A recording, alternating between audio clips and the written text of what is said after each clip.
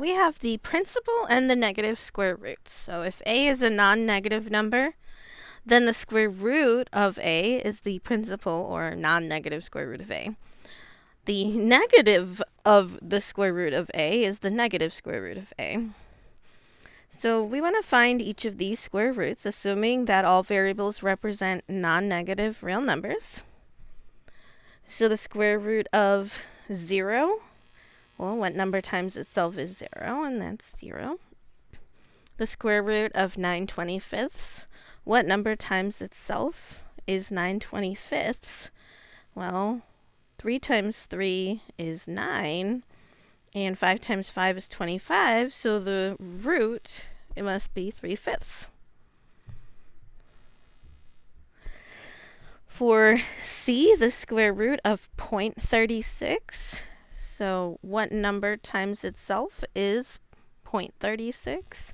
It's got to be decimal, because one decimal place twice is 2 decimal places, and that would be 6 times 6.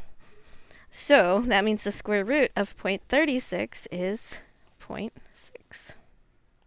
For d, the square root of x to the 10th is what times what? Well, you have to have a base x in order to get a base x, right? So it's basically figure out what the exponent should be to add up to 10 if they're both the same. And that would be if they were 5, right? Because 5 plus 5 is 10 by the product rule. So the square root of x to the 10th is x to the 5th. For e, 36x to the 6th, so what times itself is 36x to the 6th? We know that 6 times 6 is 36, and to get a base x, you have to have a base x. So what plus what is 6 if those are the same exponent? That'd have to be the third power. So the square root is 6x to the third. For f, we're looking at that negative square root. So what that means is that that negative is just going to stay in front of whatever we get for this square root. So what times itself is 25? We know that's 5. So that is negative 5 for the negative square root of 25. And the last example here, g, the square root of negative 25. Well, what number times itself is negative 25?